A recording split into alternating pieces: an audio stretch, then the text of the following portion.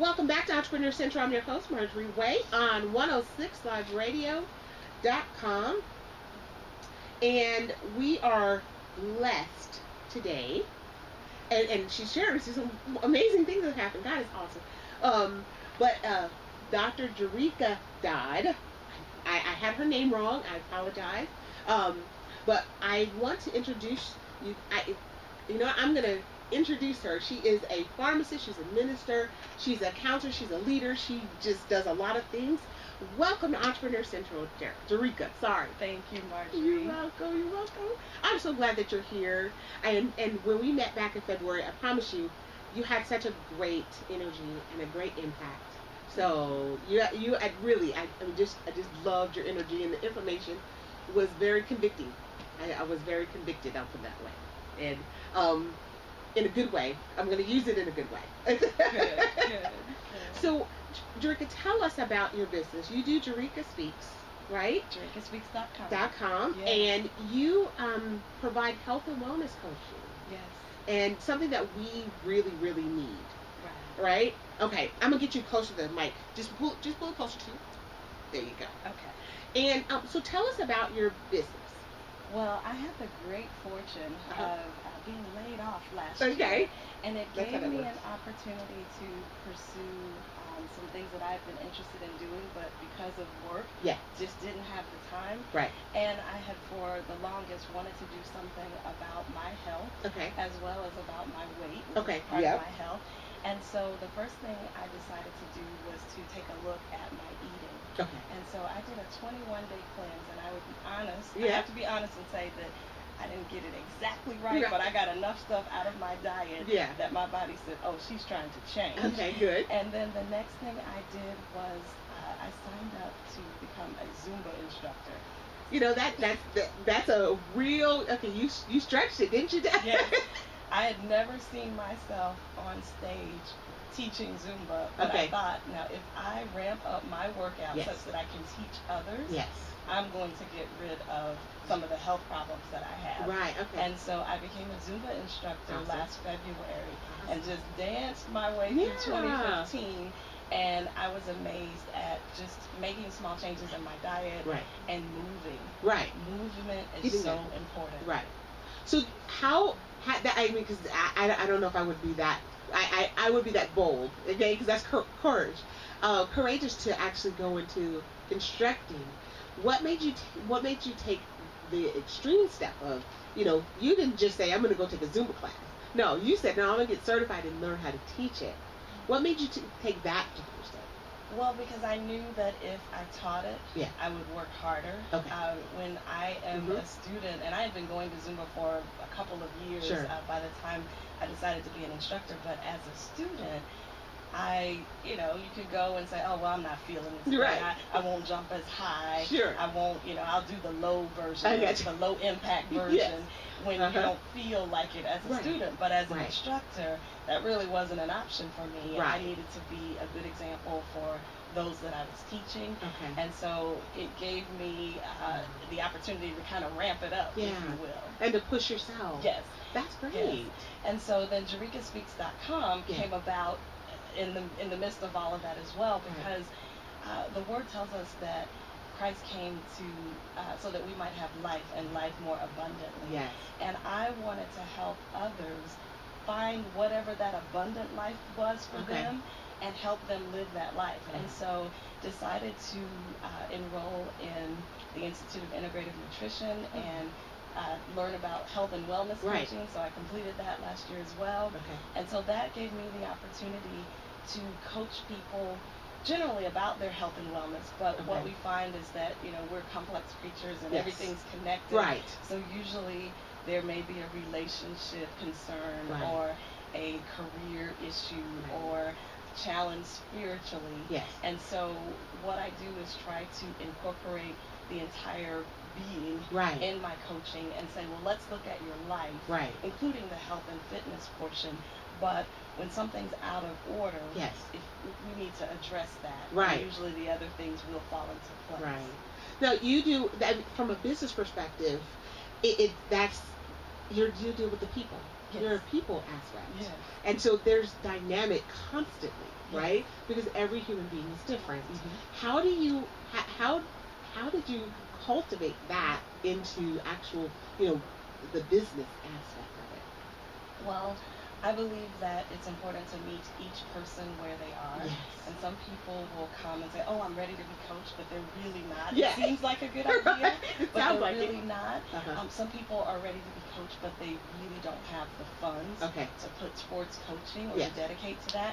And so what I try to do is meet people where they are with Okay. whatever their need is. Okay. If you are not ready for coaching, it's okay. Right. Maybe you can, read my blog and Right. be encouraged by that. Okay. If you don't have the funds for coaching right now, Right. it's okay. Right. I can maybe show you some options that are low cost Right. or cost less or that are free. Right. And then if you are ready for coaching, I'm ready to walk alongside you. Right. People say, well, what's the difference between a coach and a counselor? Well, the coach Yeah. is beside you when you're ready to look forward and move forward, Right. to help you set those goals, to hold you accountable, Right. to help you achieve what it is that you're looking for in your abundant life. Right. So one of the things last week I had a whole show about fear, and that's wonderful. A wonderful question about how do I know that I am good enough or basically enough in order to really move in my ideal or my gift, and I attribute that to the fear of being in business. Right. It's a lot of people allow fear, and we talk, and the word talks about fear, a lot, right? But we talk about fear because fear can be debilitating. Yes. How do you help people to overcome that? Because I can imagine, when you're coaching people, they've now stepped outside of their comfort zone. That heightens anxiety. Well, here comes the fear, right? And all the words. So two things come to mind. Okay. For me, when I coach, and I let people know this up front, I coach from a biblical standpoint. Okay. So I don't give you Jerrica's opinion. Right. I tell you what the word says. Okay. And so two things that come to mind when you speak about fear is, number one, God has not given us the spirit of fear, That's but right. of power, of love, and a sound mind. Right. And we are also part of a royal priesthood, a Right. chosen generation. That's right. And so it's important to understand that if we didn't feel fear, we probably wouldn't be able to say we were human. Right. So it's natural to feel some fear. However, I think there's a book that says feel the fear, but do it anyway. Yes. Yeah, there's a statement, and I love it. It says, do what you fear and the fear will disappear. Yeah. Right? And it does. Right? I'm terrified of heights, and so I stay away from it. I just don't see a point, to be honest with you. Right? I understand. But my husband made me go up on parasailing. We were in Florida, and he was like, let's just go, let's go. I was like, I don't need to. It's okay. But he convinced me, and it was the most beautiful, peaceful opportunity. And so I'm still afraid of heights. But that part I would do again, And so, and that's what puts me in the mind of that, do it with fear. Right. And so how does that, do you find that people are still willing to proceed once you highlight those things, that the word tells you? Yes, because I have a technique that I use when someone says, well, I'm afraid of XYZ happening. And I go, well, let's just play that out. So if you do this, right, and XYZ happens, then what? Right. And usually what they find is that it's not so bad. Okay. The XYZ or whatever it is that they think is going to happen, right, that they have this fear about, when we talk about it and say, well, let's just play it out and right, see what, if you go left, right, and it all falls apart, mm-hmm, so it all falls apart, then what? Right. And usually they're left with, well, I would do this, I would do that, and okay. Well, there's answers. Yeah, go for it. I love it. I love the reason why today I really want to talk about diverse businesses, because I think I'm one of those people that when you define something, your definition and my definition may be different. And so, but if we get on the same page on what that means, then others can learn from that and then, utilize that to springboard themselves. And so that's why we're talking about diverse businesses. And I honestly, I thought your business, I was like, that's so great. I do coaching, but I do coaching from a very business perspective. I'm all about entrepreneurship, and I know that part. But from the people aspect of it, health and wellness is a very intimate place. Yes. Right? And it's, like you said, it's attributed by everything. The relationship, the health, the ideology. So how How do you do that? Because you come into play too. How do you overcome your own, you know, things that are going on with your own self, and then be able to share that? So, in my own life, I one, Mm-hmm. acknowledge my fears. Okay. I two, allow myself to be human Okay. and feel how I feel. Yeah. There are some days when I don't feel like getting up. Yeah. I feel like a nap, or I don't feel so hot, or I don't, Yeah. and so what I feel like I'm doing is, as I'm working on my life and continuing to look for resources and Right. things to help me live the abundant life that I'm living, Right. I'm helping others as well. And though it may look different, you don't have to do the things that I'm doing in my life, Right. but my goal is to help you find what will work for your life. I love it. And anyone who I mentor or coach will Right. tell you that I'm pretty candid, and I'll share Right. what my challenges are, Mm-hmm. because I'm human too. Right. And I'm working on my challenges, and that's the beautiful thing about coaching, is that the Right. coach has to keep Yeah. working as well. Right. And even coaches have a coach. Right. So I have a coach. That's right. I just got back in touch with her a couple of days ago. I said, it's time for us to get back on our Right. schedule and love get it. going. So as long as I'm continuing to move forward Yes. and work towards my goals and my dreams, then that allows me to encourage Right. others to do that as well. I love it. I love it. You're listening to Jerrica, Dr. Jerrica Dodd, and on Entrepreneur Central, and we're talking about diverse businesses. But I really love your blog. By the way, I've been on everything, so I'm just going to tell you. And I love the fact that you are very transparent, and in that you've also shared you went to Florida A&M. I attended Florida A&M. I didn't graduate from Florida A&M, but I attended. That is still my home.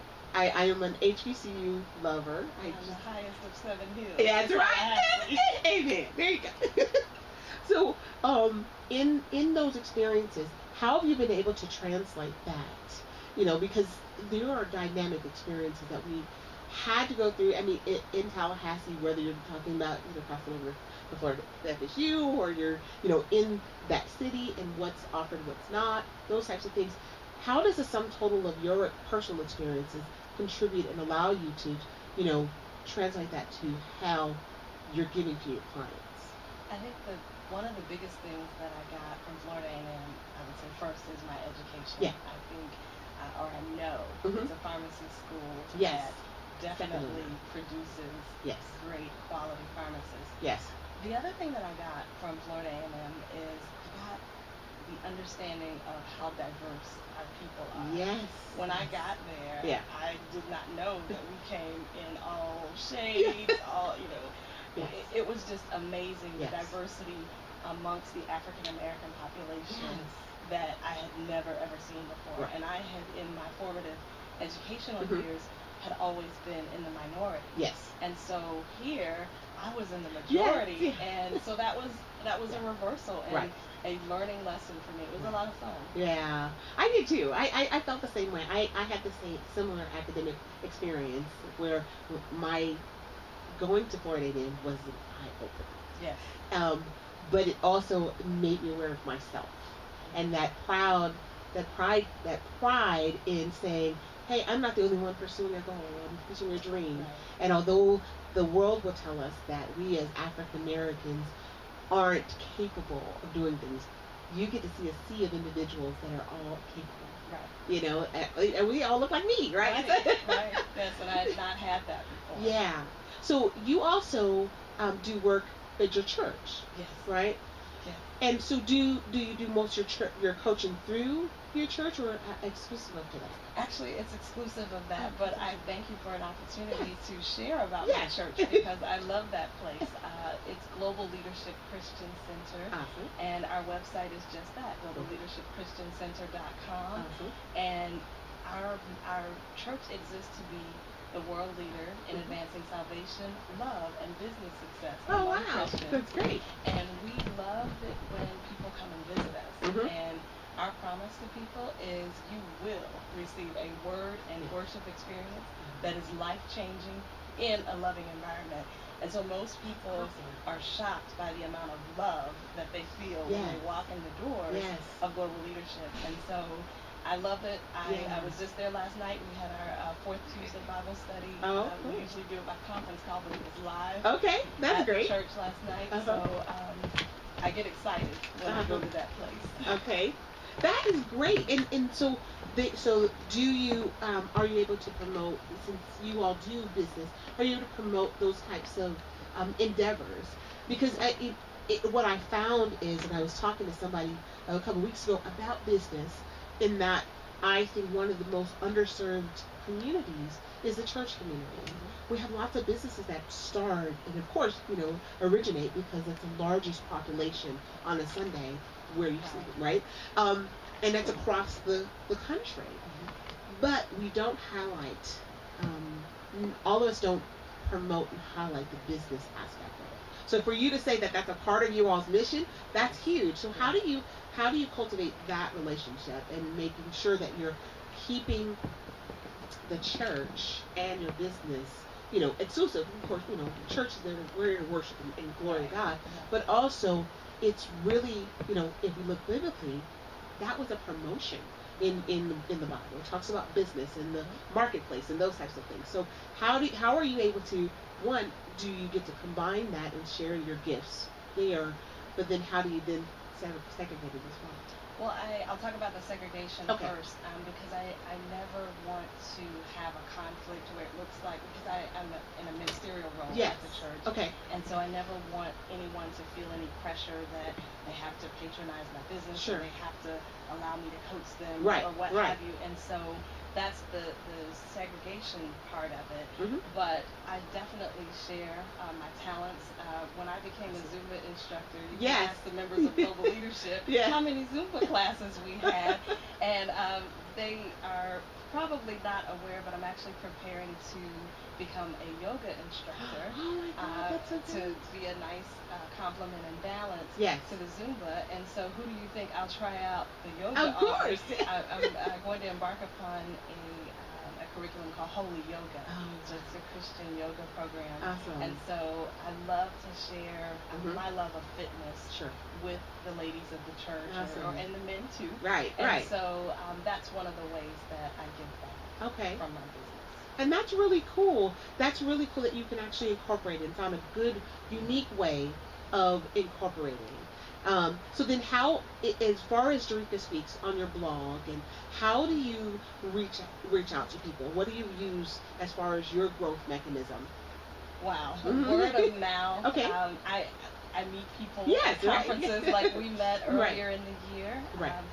Word of mouth, meeting people, usually just being able to share. Once people meet me and say, oh, well, I know someone who could use some coaching. And so that, or I know someone who has a radio station, and you should, I'm going to get you in touch with them. And so it really, because this is what I do on the side, I have a full-time job still. I have relied on those mechanisms to get my name out there, to talk to people, and then as time, it's on a slower time frame when you have a full-time job. But have looked into mechanisms such as LinkedIn and the social media, and so building lists and just collecting information from people, and starting that way. I love it. I love it. So one of the things that we want to do, we want to make sure that we share you on our website. Thank you. Okay, and we do something called Roll Call, and I talk about every Wednesday. I will put on I'll talk about all the businesses on our Roll Call, because I think when we partner and we find out that there are services that are smaller businesses that are really looking at opportunities to partner with other businesses, then that makes us grow and thrive. So the more that we can refer individuals, the better off we'll, that we can share in our community and grow our community and grow our businesses. So I'm definitely going to put you on. And I just pulled up my Jerrica Recommends page on JerricaSpeaks.com, and I will definitely add a link to your radio show. Thank you so much. Thank you so much. Thank you. One more question I want to ask. As far as health and wellness coach, because you're also a pharmacist. Yes. Right. And so we've had a lot of news lately as it relates to medical or medicines, and there was one recent article about cancer treatments and the probability of success. The Associated Press did a study, and along with the CDC, and as it relates to how successful have cancer treatments been, and they found that it hasn't been as far as retention of life or saving of life as successful as they would like as far as doing chemotherapy. What types of things, from a pharmacy or medicine or natural or whatever, as far as what you would prescribe or recommend, should we be doing or should we be looking at from a pharmaceutical perspective?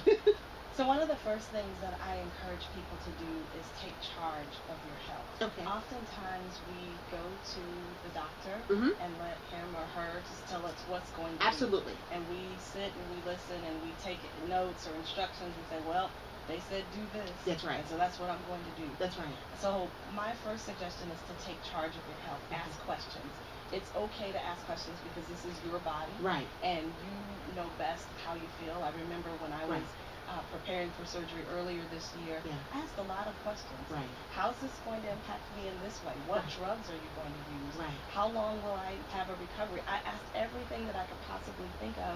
And so I kept a notebook where whenever I might be driving or I might, be in an appointment, or if I thought of something, I would jot it down because at the moment that you're speaking with a physician, you don't usually get a lot of time.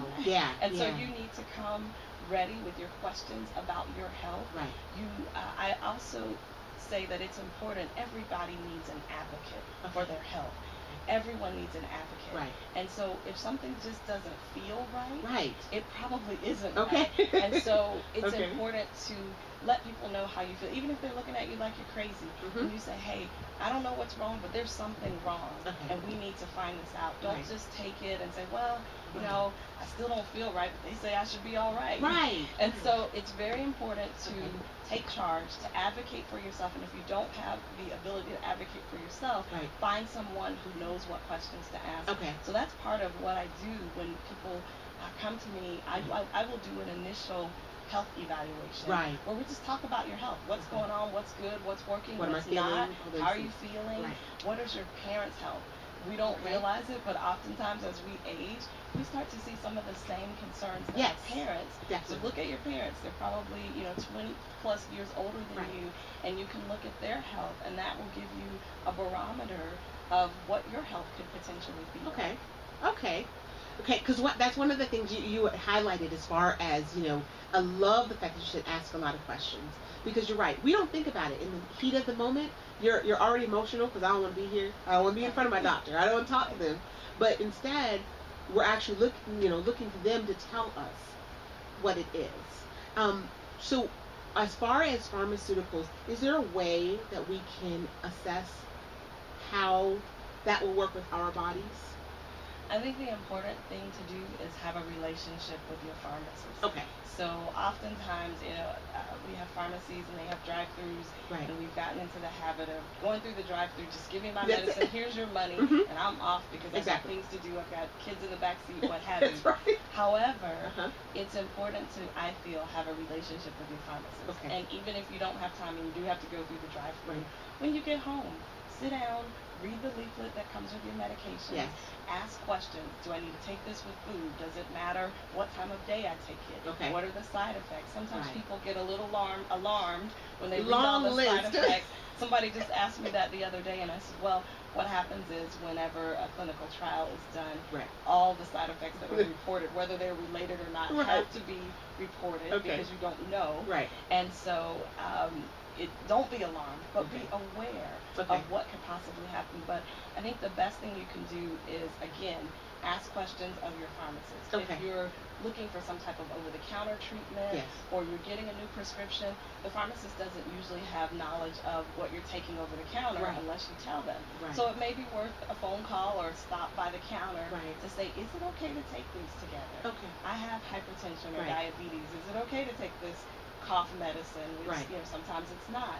So those type things I think are very important to be in charge of your health, to advocate for your health, to ask questions, and make sure that you're getting the best health care that you possibly can. I love it. I love it. So we're talking to Jerrica, and she is the creator of JerricaSpeaks.com.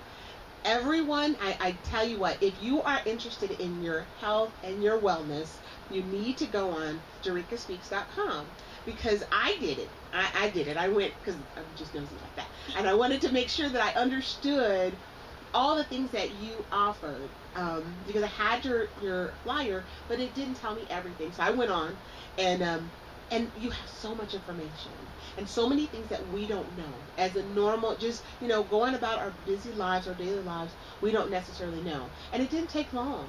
You have a lot of information that didn't take long. So two things. One, I appreciate that you came and shared and came on my show today. Thank you for having me. You are most welcome. And then two, I just really share with us all of the ways that we can reach out and connect with you.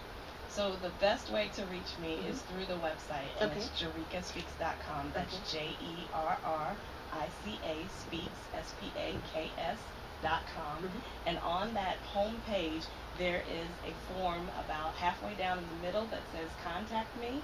And so you can put your information in, and it says Contact Jerrica, and it asks for your name, your email, your phone number, and then you can leave a message. And I will make sure that my assistant helps me in returning all messages. And if anyone is interested in a free wellness consultation, I'm more than happy to schedule that.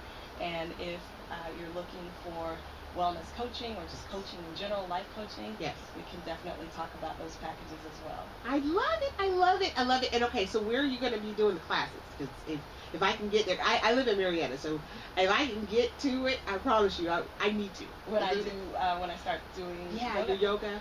Well, I've got to be trained first, so hold that thought. I will definitely let you know. It's likely that I'm comfortable trying out my skills with my church family. I understand. They love me and they're forgiving. So I'll definitely let you know when I do my first class. For Zumba right now, because I work, I'm not able to commit to a dedicated Zumba schedule.